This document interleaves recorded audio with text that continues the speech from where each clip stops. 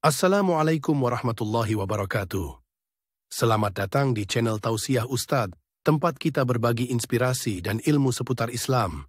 Semoga video ini membawa manfaat dan menjadi jalan kebaikan untuk kita semua. Bismillah. Yuk, kita mulai.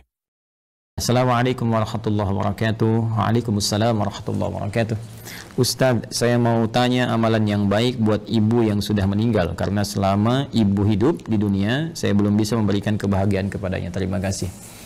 Waalaikumsalam warahmatullahi wabarakatuh. Pertama, izinkan saya turut berdoa mohon pada Allah Subhanahu wa taala semoga ibunda saudaraku akun Faisal Said diberikan rahmat oleh Allah Subhanahu wa taala, dilapangkan di alam kuburnya, diberikan cahaya oleh Allah Subhanahu wa taala, diterima amal-amal saleh beliau, dijadikan alam kuburnya bagian dari taman-taman surga yang dibentangkan oleh Allah, dan semoga kita semua dikumpulkan dalam kebaikan bersama beliau dan juga bersama Rasulullah sallallahu alaihi wasallam pada waktu yang telah Allah janjikan. Selanjutnya, baik terkait dengan pertanyaan ini, saya juga berbahagia bahwa Masya Allah ada pertanyaan dari Anda seperti ini menunjukkan satu bagian yang tidak mudah didapati sebagai rasa cinta dari anak kepada orang tua, karena tidak semua anak bisa memiliki perasaan semacam ini. Maka berbahagialah ketika tumbuh nilai-nilai itu, kecintaan kepada ibunda yang memang sangat dimuliakan dalam Al-Quran. Ya, seorang ibu Masya Allah berapa kali mendapatkan keutamaan dalam Al-Quran, ya, seperti di Quran surah ke-31 misalnya di ayat ke-14, Quran surah ke-46 di ayat ke-15, bagaimana Allah melukiskan perjuangan seorang ibu sampai kita harus berbakti maksimal kepadanya, kan, sampai nanti puncaknya di Quran surah ke-17 ayat 23 ketika Allah menetapkan kita harus berbakti kepada Allah, setelah itu meletakkan bakti kepada kedua orang tua setelah pengabdian kita dan penghambaan kita kepada Allah Subhanahu wa taala. Dan diutamakan lagi ibu disebutkan 3 kali dalam hadis Nabi sallallahu alaihi wasallam ketika ada seorang sahabat bertanya, man abar, kepada siapa saya mesti berbuat baik? Maka Nabi menjawab, ummak, kepada ibumu. Qala thumma man, kemudian kepada siapa? Qala ummak, kepada ibumu. Qala thumma man, kemudian kepada siapa? Qala ummak, ibumu, ibumu, ibumu, ibumu. Baru kemudian yang keempat disebut abak. Ya, bukan berarti dalam konteks ini ayah misalnya tidak punya prioritas, tidak. Tapi ini ingin menunjukkan bagaimana keutamaan seorang ibu yang memiliki keistimewaan di hadapan Allah dan Rasulnya. Pun demikian ayah pun nanti punya keutamaan dalam konteks yang terpisah. Dari sini Nabi memberikan bagaimana isyarat kepada para sahabat, ya ridwanullah alaihim jami'an, untuk berbakti kepada ibundanya. Ya, dalam keadaan hidup misalnya, kalau Anda buka kitab Al-Adabul Mufrad karya Al-Imam Al-Bukhari, dikisahkan bagaimana seorang yang berjuang sudah berangkat ke medan jihad, dilaporkan oleh kawannya, ya ibunya sedang menangis. Ya, karena belum bisa melepas kepergiannya pada saat itu, belum ketemu chemistry-nya. Ya, maka Nabi memanggil kemudian si anak muda ini, yang dipanggil oleh Nabi, maka Nabi katakan kepadanya, idhab, ya irji' ila ummik, bermakna pergilah kembali, pulang kepada ibumu, buat dia tertawa sebagaimana engkau telah membuatnya menangis. Buat dia tertawa sebagaimana engkau telah membuatnya menangis. Ini para ulama mengomentari bagaimana kedudukan seorang ibu sampai jihad berbakti kepadanya dalam keadaan hidupnya, membahagiakannya, memuliakannya, ya itu diutamakan bahkan melebihi jihad dalam medan perang jika ada kemudian hal-hal yang menuntutnya secara syar'i. Al-Imam Ali bin Abi Thalib karramahullahu wajhah, ya, mengomentari statement Nabi sallallahu alaihi wasallam ketika menyebutkan 3 kali ummak, ummak, ummak, ibumu, ibumu, ibumu. Maka dikomentari oleh beliau karena ibu memiliki 3 keistimewaan yang tidak didapati oleh ayah. Yang pertama, ibu yang mengandung, ayah tidak mengandung. Yang kedua, ibu melahirkan, ayah tidak melahirkan. Yang ketiga, ibu menyusui, ayah tidak menyusui. Dengan 3 keutamaan ini, Nabi kemudian memberikan gambaran ibumu, ibumu, ibumu. Ada komentar yang lain bahwa ketika orang ini bertanya, maka peluang terbaiknya untuk berbakti ada kepada ibunya. Sehingga Ibnu Abbas radhiyallahu taala anhuma ketika didatangi oleh seseorang di masa beliau menjadi mufti, ya, aku punya persoalan, aku punya maksiat yang cukup tinggi aku kerjakan, bagaimana cara bertobat kepada Allah Subhanahu wa taala? Ibnu Abbas kemudian berkata, apakah engkau masih punya ibu? Ya, kata orang ini, ya aku masih punya ibu. Maka kata Ibnu Abbas radhiyallahu taala anhuma, pergilah engkau pulang, ya, kemudian layani ibumu, bahagiakan ibumu, ya, dan berbuat baiklah kepada ibumu. Orang ini bertanya, kenapa engkau berfatwa demikian, kan? Dia tidak menyuruh misalnya saya maksimalkan salatnya, maksimalkan misalnya sedekahnya, tapi yang diutamakan ke ibu. Karena kata Ibnu Abbas radhiyallahu taala anhuma, saya tidak melihat yang lebih utama untukmu saat ini kecuali yang itu. Inilah bagaimana kejeniusan Ibnu Abbas radhiyallahu taala anhuma, karena memang dalam narasi-narasi ayat-ayat Al-Qur'an firman Allah Subhanahu wa taala, kedudukan membahagiakan berbakti kepada ibunda itu langsung ditempatkan oleh Allah Subhanahu wa taala setelah penghambaan kita kepada Allah. Wa qadha rabbuka alla ta'budu illa iyyah wa bil walidaini ihsana. Kepada kedua orang tua kita wajib berbuat baik, ditempatkan setelah penghambaan kepada Allah. Dan di antara kedua orang tua ini, ibu menempati posisi yang sangat tinggi. Wasainal insana biwalidayhi hamalathu ummuh. Jadi ketika dua ini disebutkan, kata Allah di Quran surah 31 di ayat ke-14, dan kami wasiatkan kepada ke seluruh anak-anak itu untuk berbakti kepada kedua orang tuanya. Siapa di antara mereka kalau mau didahulukan? Ya hamalathu ummu, maka prioritaskan ibumu dulu, ya kan? Ayah juga kita hormati, ya, kita istimewakan, tapi ibu di sini dalam konteks kita ada pertanyaan, ibu mendapatkan kedudukan yang sangat luar biasa. Demikian di Quran surah ke-46 ayat 15. Nah, ini yang paling menarik dalam konteks kehidupan. Allah, Rasulullah SAW meminta kita memaksimalkan, orang banyak berbuat baik, tapi tidak sedikit orang-orang yang bisa memaksimalkan itu setelah ibunya wafat. Dan Anda termasuk yang dianugerahi oleh Allah Subhanahu wa taala kemampuan, keinginan dan azam untuk berbuat baik ibu walaupun telah wafat. Maka berbahagialah. Di antara caranya ada yang Nabi SAW sampaikan, bahkan disebutkan dalam hadis riwayat Muslim sampai dengan 9 lafaz. Saya sebutkan hadisnya, qala Rasulullah sallallahu alaihi wasallam, idza matal insanu atau idza matal abdu. Ya, kata Nabi SAW, jika seorang manusia yang biasa beraktivitas. Jadi insan itu, kata insan disebutkan 65 kali dalam Al-Quran, menunjuk pada term manusia dengan totalitas aktivitasnya. Jadi kalau terkait dengan nafsunya, tampilan fisikalnya disebut dengan bashar, 35 kali disebutkan dalam Al-Quran. Jika terkait dengan sifat-sifat lembutnya, harmoninya, yang berbeda dengan jin, ya, dari penampakan dan gaibnya, itu disebut dengan al-ins. 18 kali ins dan jin dipasangkan dalam Al-Quran. Kemudian ada lagi menyebut sifat sosialnya an-nas, setidaknya 241 kali kurang lebih disebutkan dalam Al-Quran. Jika menyebut asal genetiknya disebut dengan Bani Adam, disebutkan 7 kali dalam Al-Quran. Nah, kalau disebutkan insan, al-insan 65 kali disebutkan dalam Al-Quran, itu menunjuk kepada totalitas aktivitas. Jadi saat mulai bangun tidur sampai tidur lagi. Nah, kata Nabi, idza matal insanu, jika manusia yang biasa beraktivitas dari mulai bangun tidur sampai tidur lagi, dari bangun sampai tidur lagi, kemudian meninggal, wafat. Ya, di kalimat pertama ini, pembuka hadis ini ingin memberikan kesan kepada kita bahwa mohon maaf sekali, sepadat-padat apapun kita beraktivitas, pada akhirnya meninggal juga. Pada akhirnya wafat juga. Karena itu pembuka hadis ini memberikan satu pengingat yang sangat penting kepada kita. Jangan lupa, awas, jangan lalai bahwa satu saat kita akan pulang kepada Allah. Apa yang kemudian ingin dipertaruhkan di dunia ini sampai Anda lupa mengerjakan ibadah, berangkat gelap, pulang gelap, demi harta tidak seberapa yang kalau didapat kemudian meninggal juga belum tentu dipakai, sampai berselisih, sampai bertarung, sampai ada yang saling menyingkirkan, menyungkurkan, bahkan mohon maaf sekali menumpahkan darah. Waliyadzubillah. Allah, berlindunglah kepada Allah Subhanahu wa taala. Berlindunglah. Karena apapun yang Anda dapatkan saat di dunia, satu saat akan ditinggalkan. Jika bukan Anda meninggalkan dunia, maka dunia akan meninggalkan Anda. Satu saat kita akan wafat. Dan bila seorang manusia telah wafat yang biasanya beraktivitas, ya, in qata'a sa'iru amalih, maka akan terputuslah semua aktivitasnya itu. Peluang dia mengumpulkan nilai-nilai kebaikan. Karena rumus kebaikan dalam Islam itu dengan konteks kehidupan akhirat yang telah kita selesaikan dunianya dan berpindah kepada dimensi lain, ya, barzakh kemudian akhirat, maka Al-Quran memberikan wawasan kepada kita, dan dengan wawasan ini kita diminta untuk mengumpulkan dan menyiapkan bekal terbaik. Ya, gambarannya kan seperti ini. Ini kan dunia, ya, yang saat ini kita sedang beraktivitas. Kemudian setelah itu kita pindah ke barzakh, pemisah. Ya. Kemudian akhirnya akhirat. Ini akhirat, ya. Ini yang terakhir. Akhirat. Ini ad-dunya. Kemudian ini barzakh. Bainahuma barzakhul la yabghiyan. Demikian di surat Ar-Rahman, ya. Nah, ini kan hakikat kehidupan kita di sini. Ini tujuan akhirnya. Ya, akhir kehidupan, karena itu disebut dengan akhirat. Sekarang kita ada di sini. Ya. Tempat beraktivitas sementara. Karena ini sifatnya sementara, maka semua yang ada di sini pun di sini, ya, sifatnya sementara. Ya, mohon maaf, usia kita, ini sifatnya sementara, tidak abadi. Ya, hanya sementara saja. Dibatasi dengan apa yang disebut dengan ajal namanya. ya kan? Jadi begitu ajalnya tiba, maka selesailah kemudian usia kita. Ini batasan ini contohnya misalnya di Quran disebutkan di surah ke-7 Al-A'raf di ayat 34. Walikulli ummatin ajal, dan setiap umat itu bukan 1-2 orang, semua umat yang pernah beraktivitas di bumi mereka memiliki batas usia. Fa idza jaa ajaluhum la yastakhiruna sa'atan wa la yastaqdimun. Jika telah tiba ajalnya, maka tidak akan pernah bisa dimajukan atau dimundurkan. Pada saat itu berhenti, selesai. Ya, berhenti dan selesai. Akan didatangi oleh maut namanya. Ya, maut. Di Quran surah ketiga Ali Imran di ayat 185.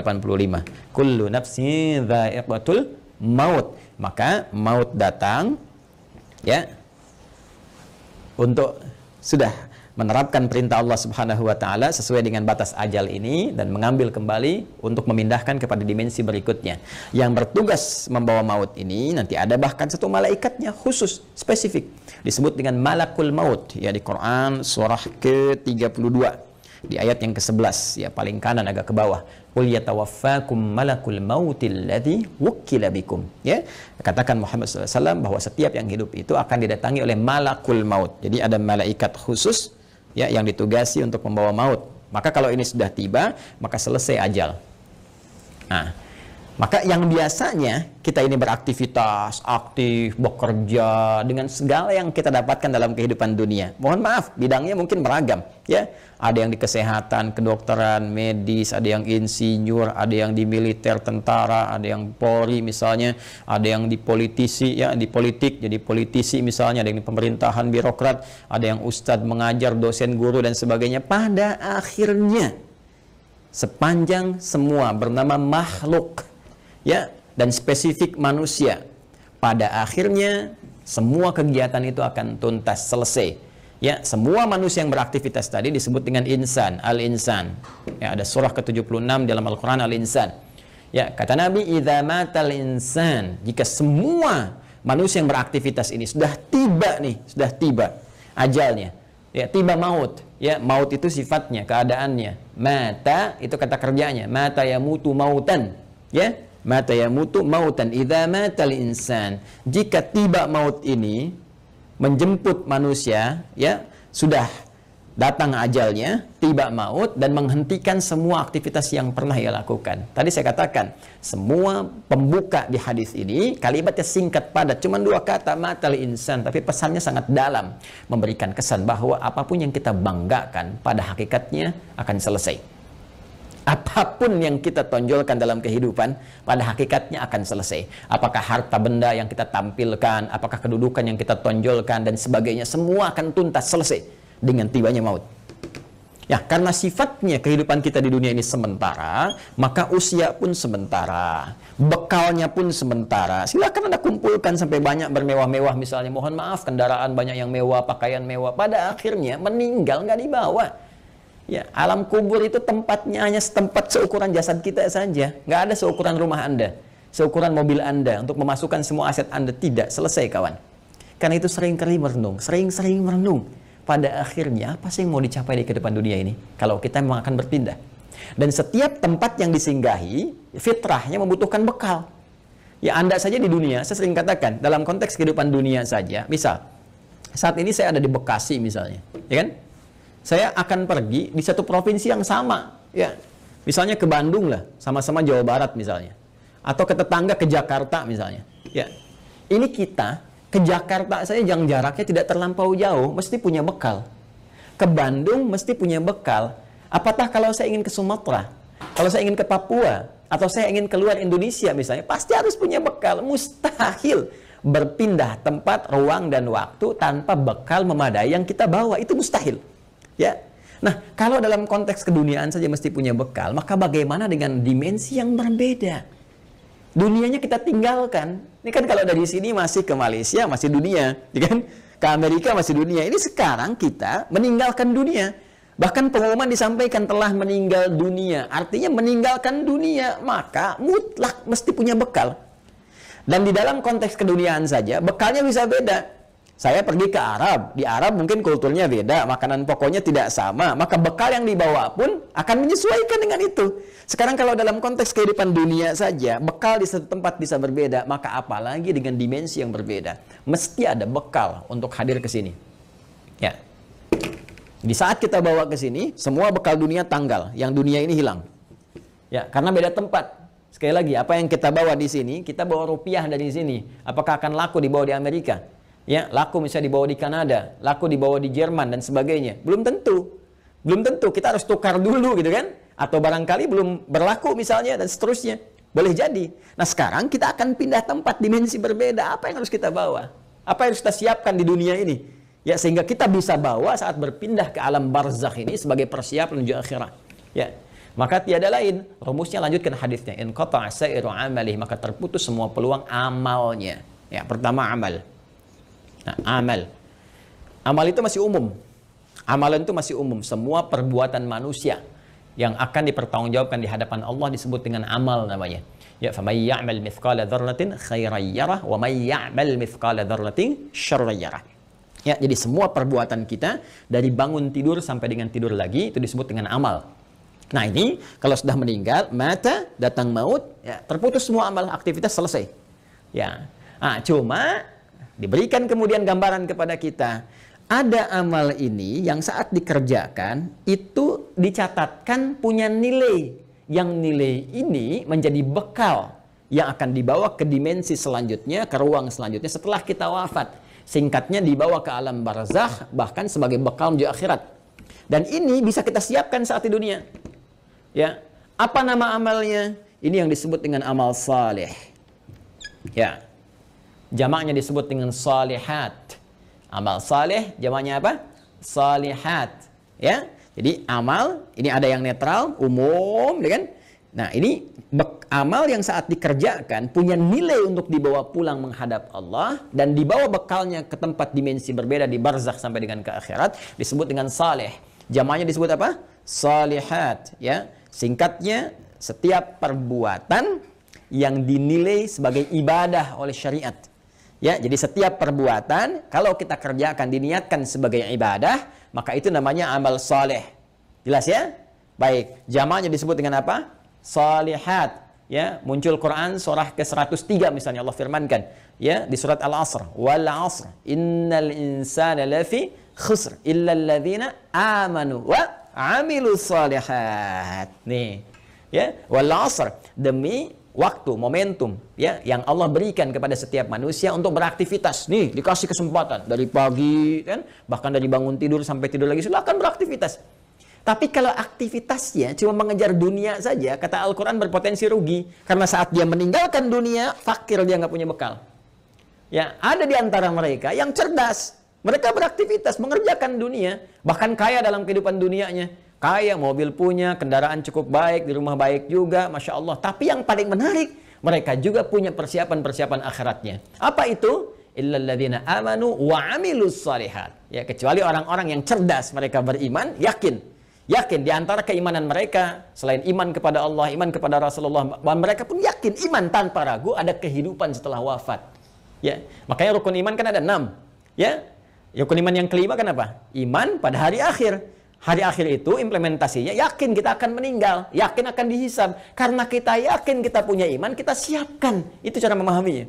Karena itu orang cerdas menyiapkan setelah wafatnya ada kehidupan. Anda yakin nggak? Kalau Anda nggak beriman, nggak usah komen. Tapi kalau Anda yakin Anda beriman, Anda siapkan. Keyakinan kita memberikan dorongan kepada kita untuk menyiapkan bekal setelah kita wafat. Apa yang mau kita siapkan?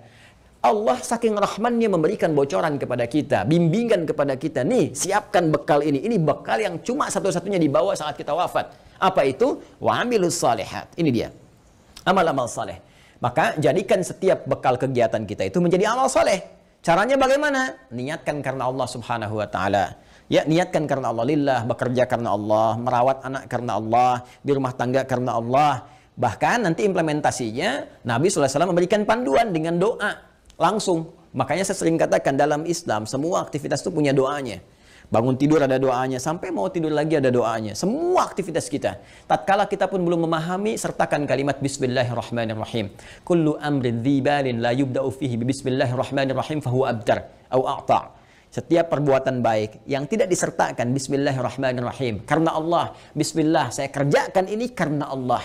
Ya, kalau Anda tidak sertakan itu, tidak niatkan karena Allah, fahuwa abtar au aqta', maka terputuslah peluang bekal akhiratnya. Kalau Anda kerjakan, misal saya mau nulis nih Bismillahirrahmanirrahim atau singkat Bismillah misalnya kan, saya niatkan karena Allah supaya tulisan ini punya manfaat, supaya tulisan ini punya nilai di hadapan Allah. Maka begitu saya tuliskan, misal ya, ini saya tuliskan bekal dunia amal saleh misalnya. Saya tuliskan karena Allah, lillah, supaya kita bisa pahami ini semua. Maka pekerjaan amal saleh ini, amilus salihat, ketika kita niatkan karena Allah, diberikan nilai oleh Allah. Nilai itulah yang disebut dengan hasanah namanya. Hasanah. Hasanah. Ini dia. Hasanah. Nah, berapa nilainya? Berapa poinnya? Disampaikan dalam Quran surah ke-6 Al-An'am di ayat 160. Man jaa'a bil hasanati falahu asyru amthaliha. Siapa yang mengerjakan kebaikan, diniatkan sebagai ibadah karena Allah, menjadi amal saleh, maka dia punya poin hasanah. Setiap satu kebaikannya dicatatkan langsung 10 nilainya. Ini nilai terendahnya, 10. Ya, 10. 10 itu hitungannya bukan 1, 2, 3, 4, tidak. Dalam pandangan Allah berbeda cara menghitungnya. Di hadis Muslim, datang ke masjid saja, dia kan baru datang untuk niat ibadah dapat 25. Satu kedua 500 tahun, dua ketiga 500 tahun, demikian seterusnya. Dan ini poin yang paling kecilnya. Nanti ada kalau infak bisa berapa, gitu kan? Nanti ada kalau baca Al-Quran bisa berapa, lebih banyak lagi. Nah, itu yang disebut dengan hasanah. Karena itu sering kita berdoa di Quran surah kedua Al-Baqarah di ayat ke-201. Wa minhum may yaqulu rabbana atina fid dunya hasanah wa fil akhirati hasanah wa qina adzabannar. Dan di antara mereka banyak yang berdoa kepada Allah, ya Allah, mohon bimbing kami untuk mengerjakan semua kegiatan dunia punya nilai akhiratnya hasanah. Dan di akhirat bisa dilihat hasanah itu, ya Allah, sehingga mengantarkan kami pada rahmat-Mu dan memasukkan dengan rahmat itu ke dalam surga-Mu, ya, berjumpa dengan Rasulullah sallallahu alaihi wasallam. Amin, kan? Nah, kalau seorang meninggal terputus semua peluang ini. Ya, jadi nggak bisa mengerjakan hasanah lagi. Tapi ada rahasia. Kata Nabi, ada 3 amalan yang kalau dikerjakan, Masya Allah, ini yang sudah meninggal nggak bisa ngerjakan lagi, tapi hasanahnya tetap mengalir, pahalanya tetap mengalir, ngalir. Dan di antara yang 3 itu Nabi menyebutkan, perhatikan kalimatnya, idza matal insanu aw idza matal 'abdu inqata'a sa'iru 'amali illa min 3, ya, atau illa min 3. 1, shadaqatin jariyah. Sedekah jariyah. Ya. Nah, ini kalau kita gali lagi, ini lebih panjang lagi nih. Ya, mohon bersabar ya teman-teman sekalian. Ya, sedekah itu adalah setiap kebaikan yang mampu kita kerjakan. Kullu ma'rufin sedekah. Semua jenis kebaikan yang mampu kita kerjakan. Nah, sedekah dibagi pada 2 bagian. Bagian yang pertama yang tidak mengalirkan pahala abadi untuk kita. Maksudnya kalau kita wafat selesai. Yang kedua, kalaupun kita wafat, pahalanya tetap mengalir.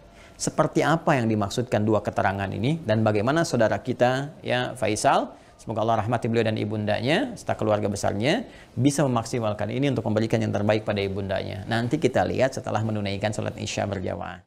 Mohon izin kembali kita lanjutkan bahasan kita, bahwa pertama dari akun Faisal Said tadi menanyakan sebelum Isya, beliau berkenan menginginkan adanya satu amalan yang bisa dipersembahkan untuk ibundanya yang telah wafat dan ingin membahagiakan beliau dalam keadaan saat ini. Bagaimana, apakah ada bimbingan dalam Al-Quran ataupun hadis-hadis Nabi SAW? Tadi telah kita buka, telah kita sampaikan dengan begitu mendetil bahwa Al-Quran memberikan peluang terbaik bagi seorang anak ataupun anak-anak yang ingin berbakti kepada kedua orang tua, khususnya ibundanya tercinta. Baik itu saat masih ada bersama beliau ataupun juga telah meninggalkan bagian dari keluarganya. Di antara amalan-amalan itu, Nabi SAW memberikan gambaran kepada kita dalam salah satu sabdanya, dan bahkan disebutkan tadi saya katakan hampir 9 lafaz dalam Imam Muslim. Ya, Nabi SAW menyampaikan, qala Rasulullah SAW, idza matal insanu, jika manusia yang telah beraktivitas itu dari mulai bangun tidur sampai dengan tidur lagi, kedatangan maut, ya, tiba kemudian ajalnya, in qata'a sa'iru amalih, maka dengan wafatnya itu, dengan datangnya maut itu, terputuslah kemudian seluruh peluang aktivitas-aktivitas yang telah ia kerjakan. yang sebelumnya telah ia tenun. Sudah tidak ada lagi kesempatan. Maka karena tidak ada kesempatan beraktivitas lagi, di antara peluang untuk mencari bekal untuk pindah ke alam barzakh sebagai persiapan menuju akhirat pun terputus sudah. Ya, karena amal itu telah kita tadi uraikan dibagi pada dua bagian. Ya, ada yang tadi objektif umumnya, kemudian dibagi dua, ada yang disebut dengan amal saleh, yaitu amal-amal kebaikan yang dinilai sebagai ibadah jika dilakukan karena Allah Subhanahu wa taala, dan dia punya poin yang disebut dengan hasanah itu. Bila ada satu perbuatan menjadi hasanah, maka dia punya 10 poinnya. Ya, Quran surah ke-6 Al-An'am ayat 160 seperti telah kami tuliskan sebelumnya, man jaa bil hasanati falahu asyru amsalha. Ya, maka siapapun yang mampu menenun kebaikan menjadi hasanah, punya nilai ibadah, maka dia punya poin 10. Ya, 10 tadi kami sampaikan saat sebelum Isya, bahwa jangan dihitung 1, 2, 3, 4, 5 karena Allah punya hitungan tersendiri yang nilainya jauh dari apa yang kita gambarkan. Nah, teman-teman sekalian, itu batas minimalnya. Ya, apalagi nanti kalau kita kemudian tenun dengan amal-amal lain yang punya nilai yang lebih banyak lagi, seperti infak, bacaan Al-Quran dan sebagainya. Ada lagi amal yang kedua nanti amal sayyi, ya, jamaknya sayyiat, sayyiat. Nah, ini amal-amal yang didesain bersumber dari nafsu atas bisikan-bisikan setan. Ya, paradoks dengan amal soleh tadi. Makanya sering saya katakan ada amal soleh, ada amal salah. Yang baiknya amal saleh, yang jeleknya amal salah. Amal salah ini sepanjang kita hidup mesti kita koreksi, kita benarkan, ya, lewat jalur yang disebut dengan taubat. Ya, supaya dengan jalur taubat ini dihapus nanti yang jelek-jeleknya sebelum kita wafat, ya dihapuskan catatannya, diperbaiki kemudian oleh amal-amal kita atas petunjuk dan izin Allah Subhanahu wa taala. Kita tutup itu dan isi dengan hal-hal yang baik sehingga di ujungnya, di ujung kematian kita menjadi baik. Itu yang disebut dengan husnul khatimah. Khatimah itu penutup, husnul itu baik, ya, penutup yang terbaik. Maka ketika kita sudah tutup dengan taubat, berkenan Allah menghapuskan amal-amal jelek ini sehingga yang terbawa yang baik-baiknya saja saat menghadap kepada Allah Subhanahu wa taala. Kalau ini tidak terjadi, nanti di hadis Muslim riwayat sahabat Abu Hurairah radhiyallahu taala anhu akan disebutkan oleh Nabi sallallahu alaihi wasallam, maka setiap amal yang saleh akan menutup yang salahnya. Ya, misal nanti yang ini salat, yang ini misalnya senang bikin hoax, maka yang salatnya akan menutup perbuatan hoaxnya. Yang ini misalnya puasa, yang ini senang berselisih, maka yang puasa akan menutup selisihnya. Demikian seterusnya sampai ditimbang nanti. Bahkan ada orang yang bangkrut disebut dengan muflis, ya, disebut dengan muflis. Jadi begitu habis amal salehnya, masih ada amal salahnya, maka bangkrut dia karena nggak punya lagi penutup. Ya, habis modalnya ini, tersisa keburukannya. Maka diambillah kejelekan orang-orang dizalimi, ditimpakan kepadanya, dilemparkan ke neraka. Itu yang disebut dengan muflis. Waliyadzubillah, kita berlindung kepada Allah Subhanahu wa taala dari perbuatan tadi. Nah, sekarang ada orang yang telah wafat, nggak bisa mengerjakan amalan lagi, tapi apakah dia berpeluang masih mendapatkan baik balasan-balasan pahala? Ya, transfer pahala kebaikan. Karena kalau sudah di alam barzakh, kita nggak bisa kirim makanan, kita nggak bisa misalnya kirim perhiasan, kita nggak bisa kirim kebutuhan dunia, karena dimensinya beda, ruangnya sudah lain, alamnya sudah berbeda. Yang harus kita kirimkan kepada mereka adalah bekal real yang mereka butuhkan.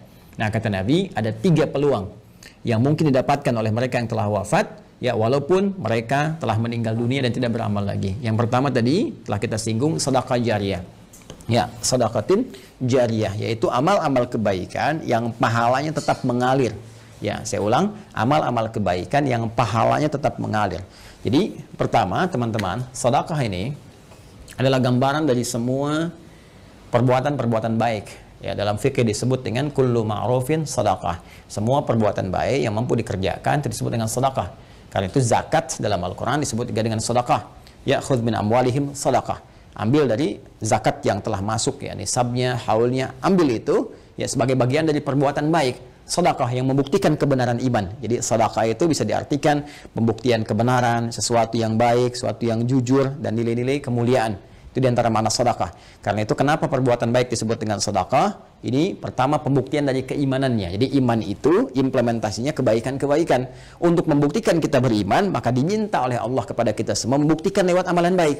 Karena itu lisan diminta berkata baik, tangan bekerja baik, kaki melangkah pada yang baik. Itu pembuktian iman. Karena itu orang beriman mustahil berbuat yang tidak baik.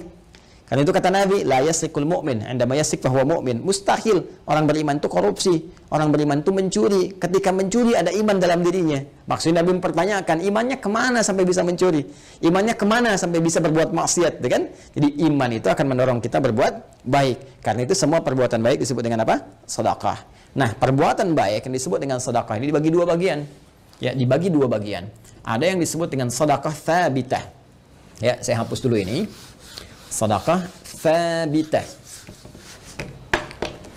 Dia sedekatun, sedekah ada yang disebut dengan thabitah. Ya, thabitah itu sudah yang tetap, berhenti gitu kan, atau waqifah, berhenti sampai di situ. Ya, berhenti saja sampai di kehidupan dunianya. Maksudnya apa? Saat dia beramal di dunia, saat hidup dituliskan pahalanya. Tapi ketika wafat selesai, waqifah, thabitah, berhenti sampai di situ saja. Dalam konteks kehidupan dunia saja. Saat dia beramal. Jadi saat dia hidup di dunia, kemudian misalnya dia salat nih. Ya, si A misalnya salat. Kemudian dia ketika menunaikan salat kan dituliskan pahalanya. Ya, ketika ikhlas tunaikan, tuliskan pahala. Misal dapat pahala sekian kan. Nah, ketika dia meninggal dunia, wafat ini, sudah. Karena nggak bisa salat lagi, nggak ada lagi catatan amal pahala mengalir. Ya, sudah selesai sampai di situ. Selesai, terhisab sampai di situ. Karena selesai, tetap di situ disebut dengan thabitah atau waqifah, berhenti sampai di situ. Ya. Nah, ada yang menarik nih. Orangnya sudah meninggal, sudah nggak di dunia lagi. Ya, sudah berpindah ke dimensi lain, dia pindah ke barzakh, alam pemisah. Ya, disebut dengan alam kubur. Terpisah dia dengan dunia tapi belum sampai ke akhirat. Ya, alam pemisah antara dunia dengan akhirat disebut dengan barzakh. Ya. Baik, ketika berpindah kepada barzakh ini nggak ada peluang amal lagi. Tapi yang menarik, walaupun dia nggak mengerjakan amalannya, pahalanya tetap mengalir. Nah, mengalir dalam bahasa Arab disebut dengan jara yajri, jarian wa jariyatan. Ya, maka karena ini sifatnya ada muannats-nya disebut dengan jariyah. Jariyah. Ya. Baik. Ini apa namanya? Sifat dan mausuf ya, disifati sedekah. Ada sedekah, perbuatan-perbuatan baik jariyah yang pahalanya terus ngalir. Ngalir sampai kehidupan berakhir. Ya, sampai hari perhitungan tiba, kiamat terjadi, ya, perhitungan pahala, baru kemudian di situ hitungan dikumpulkan keseluruhan, disebut dengan hisab. Ya, disebut dengan apa? Hisab. Jadi sepanjang kiamatnya belum terjadi, kemudian belum terputus kehidupan dunia keseluruhannya, maka terus saja ngalir di pahalanya, ngalir, kumpul, masya Allah, walaupun orangnya telah meninggal dunia. Nah, ini sedekah jariyah ini punya dua sumber. Ya. Untuk mempercepat, punya dua sumber. Sumber pertama adalah kebiasaan amal soleh yang dikerjakan oleh orang yang meninggal tadi sebelum dia wafat. Jadi sebelum dia wafat, dia punya kebiasaan beramal. Ya, yang amalan ini setelah dia wafat pun masih ada tuh. Ya, merambat peluang amalannya sehingga pahalanya terus mengalir kepada yang bersangkutan. Apa di antara contohnya misalnya? Contoh misalnya yang bersangkutan sebelum meninggal dunia pernah misalnya menyumbang untuk kepentingan di masjid. Masya Allah misalnya sedang ada perbaikan masjid, kan? Lalu disumbangkanlah untuk bikin keran wudhu misalnya. Masya Allah, walaupun orang yang meninggal, keran wudhunya masih ada, dipakai orang. Setiap dipakai, mengalir, pahala terus mengalir. Sepanjang itu ada. Karpet masjid misalnya kan disumbangkan, dipakai terus, walaupun orang yang meninggal, tetap pahalanya mengalir. Ngalir. Masya Allah.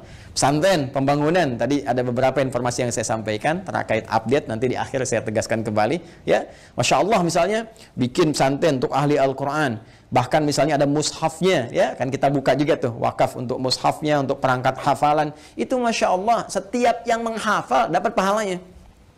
Makanya saya sering katakan kalau beramal kita mesti cerdas, dengan modal sekecil-kecilnya dapat keuntungan sebanyak-banyaknya. Ya, contoh misalnya kita punya uang 50.000 nih. Kita bisa punya banyak pilihan untuk beramal saleh. Tapi kalau kita bisa gunakan 50.000 misalnya untuk sedekah jariyah. Saya punya pos uang misalnya 50.000 nih. Saya pengen jadi pahala di hadapan Allah. Mana yang akan saya gunakan? Maka Anda bisa melihat dengan bijak. Anda mau pilih mana yang thabitah, waqifah, berhenti sampai di situ. Misal Anda berikan makanan, kasih misalnya orang butuh untuk makan supaya energi dia ada. Dia makan tuh. Dari energi itu dia pakai untuk sholat misalnya. Ya, dia akan gunakan untuk sholat seketika ketika energinya selesai pahala Anda. Kan? Anda gunakan beli mushaf, misal dapat 2, Anda berikan ke penghafal Quran. Masya Allah, penghafal Quran menghafal Quran menggunakan mushaf Anda. Demi Allah saya katakan, penghafal Quran itu nggak ada yang baca sekali. Ya, alif lam mim, dzalikal kitabu, bukan menghafal. La raiba fi, dzalikal kitabu la raiba fi, hudal lil muttaqin,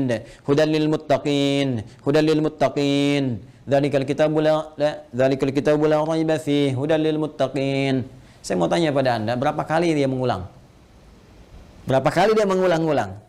Dan yang paling dahsyatnya, bukankah bacaan Al-Quran itu dinilai berdasarkan hurufnya, bukan ayatnya. Bukan jumlah ayatnya, tapi jumlah hurufnya. Man qara'a harfan min kitabillahi falahu asyru hasanat. Siapa yang membaca satu huruf saja dari kitab Allah, dia mendapatkan setiap hurufnya 10 kebaikan. Dan berapa banyak pengulangan disebutkan oleh penghafal Al-Quran. Jadi dengan modal 50.000 itu berapa banyak pahala dapatkan. Nah, kadar Allah, si A ini misalnya dapat 2 orang nih. Si A dengan si B sudah hafal dia dua-duanya. Dipakai jadi imam, Masya Allah, ngajarkan lagi, ini merambat lagi. Mushafnya masih ada, diwariskan lagi pada orang lain. Allahu Akbar, lahir dari sini misalnya 10 santri, sini 10 santri, ini punya murid lagi. Modal cuma 50.000, berapa yang didapatkan? Maka dari itu cerdas-cerdas saat hidup mencari apa yang kira-kira bisa mendapatkan jariah di sini. Ya, tidak harus dengan harta, bisa dengan tenaga. Makanya kalau ada misalnya ya kegiatan di masjid, ikut di situ kan, dengan tenaga kita atau dengan sebatas yang kita mampu dan sebagainya ya, apa yang bisa kita lakukan? Ini jariah. Nah, ada lagi kondisi orangnya misalnya sudah tidak ada. Ya, ini bisa dikerjakan oleh siapa? Oleh anak misalnya. Ya, anak. Apa yang dilakukan oleh anak? Seperti tadi. Ya, misalnya dia membelikan mushaf, dikirimkan misalnya kepada siapa? Ya, kepada para penghafal Quran. Niatkan itu untuk misalnya diarahkan kepentingan ibundanya. Tadi seperti yang tadi disampaikan. Ya Allah, saya berniat dengan wakaf mushaf ini atas nama ibunda saya. Itu boleh dilakukan. Sah dikerjakan. Boleh-boleh saja. Silakan. Ya, Anda punya berapa? 50.000, 100.000, niatkan. Ya Allah, saya mau bantu untuk pesantren, saya niatkan untuk ibu saya. Sah. Boleh, kirimkan itu. Ya, kirimkan. Sampaikan. Boleh dengan itu semua Anda lakukan. Dan Masya Allah ketika itu dikerjakan, ada sesuatu yang akan terjadi, sesuatu yang berbeda. Ya, tapi juga ingat, tetap kita jaga dalam koridor amalan, amal solehnya. Nggak usah misalnya ditambahin apapun. Kalau saya sih sarankan, kalau Anda misalnya mau mushaf, sudah cukupkan dengan niat saja. Ya, dengan niat dalam hati kita bahwa ini kita niatkan untuk kepentingan ibunda saya. Ya, ini Anda nggak harus cantumkan misalnya, ya taruh foto misalnya, atau taruh ini, taruh itu nggak diperlukan menurut saya. Ya, walaupun mungkin ada pandangan berbeda, kita hormati. Tapi bagi saya pribadi, cukupkanlah seperti itu apa adanya. Sehingga dengan orang-orang membaca pun akan tercukupkan bagi pahala itu mengalir dengan izin Allah Subhanahu wa Ta'ala. Ya. Allah Ta'ala alam bisawab. Ini bagian yang pertama, sedekah jariyah. Satu. Ya. Kemudian yang kedua, teman-teman sekalian, bisa dalam bentuk ya ilmin yuntafa'u bihi, ilmu yang bermanfaat. Ya, ini juga bisa dikerjakan dari orang yang hidup, misalnya pernah mengajar, gitu kan? Makanya saya sering katakan, mohon izin sekali, anak-anak itu kalau dia dari kecil tuh, orang tua mengajarkan. Ya, ajak misalnya sampingnya sholat, ajarkan. Al-Fatihahnya kalau bisa dari orang tuanya, ayah atau ibundanya. Karena akan dibawa terus sholat. Ya, dibawa sholat. Ketika bisa dari orang tuanya, dipakai terus sholat, itu mengalir. Setiap anak sholat dapat bagian pahala. Ilmin yuntafa'u bihi, ilmu yang bermanfaat. Ya, bukankah orang tua banyak mengajarkan kebaikan? Pakai. Ya, dan yang ketiga, teman-teman sekalian, nah ini waladin salihin yad'u lahu, anak saleh yang banyak mendoakan kedua orang tuanya. Maka kalau tadi misalnya akun Faisal, saudara kita ingin berbuat baik, di antara 3 pilihan ini yang pertama bisa dilakukan, ya kan? Yang kedua bisa dipraktikkan, yang ketiga jadilah Anda pribadi yang saleh. Ya, jangan banyak larut dalam kesedihan. Manfaatnya nggak ada gitu kan. Sedih itu naluriah, fitrah, alamiah biasa saja. Itu terjadi pasti. Nabi pun sedih ketika ditinggal Sayyidah Khadijah misalnya. Bahkan ketika ditinggal pamannya, beliau sedih sekali. Sedih ya, itu biasa, itu fitrah. Tinggal ibunda beliau sedih. Ya, namun apa yang harus dilakukan oleh kita? Kita alihkan kesedihan itu menjadi sebuah energi yang positif yang mengantarkan kebahagiaan pada orang yang telah meninggalkan kita. Maka caranya apa? Perbaiki pribadi kita menjadi saleh. Ya, jadi anak yang saleh, yang disukai oleh Allah Subhanahu wa Ta'ala. Mulai rubah tampilan kita, tunaikan sholat dengan baik, rajin membaca Al-Quran, bekerja dengan baik, yang halal jauhi yang haram-haram. Ketika semua itu dikerjakan, Anda tinggal mengangkat tangan bermohon pada Allah Subhanahu wa Ta'ala. Ketika sifat saleh melekat pada seorang anak, maka doanya langsung mustajab. Waladin salehin yad'u lahu, seorang anak yang saleh yang ketika bermohon kepada Allah, langsung doanya diantarkan jadi cahaya ke kuburan ibundanya atau ayahandanya. Langsung jadi cahaya. Dan itu boleh jadi pilihan terbaik yang bisa Anda lakukan untuk mempersembahkan pada ibunda Anda. Ya, kalau perbedaan pandangan dari para ulama itu biasa-biasa saja. Ya, A memandang, B memandang, tidak ada masalah. Tapi ijtihad satu tidak bisa membatalkan ijtihad yang lainnya karena peluang ini terbuka. Ya, jadi kalau ada tadi yang membatasi misalnya sepanjang dia masih hidup, tapi juga ada yang kemudian yang membatasi, yang menafsirkan tidak boleh dari orang yang hidup pun memberikan kebaikan-kebaikan karena perkara umum. Sepanjang tidak ada takhsisnya, tidak ada kekhususan, maka maknanya tetap umum. Jelas ya? Wallahu ta'ala alam bissawab. Terima kasih sudah menonton. Jangan lupa like, share, dan subscribe untuk mendukung dakwah ini. Sampai jumpa di video berikutnya. Wassalamualaikum warahmatullahi wabarakatuh.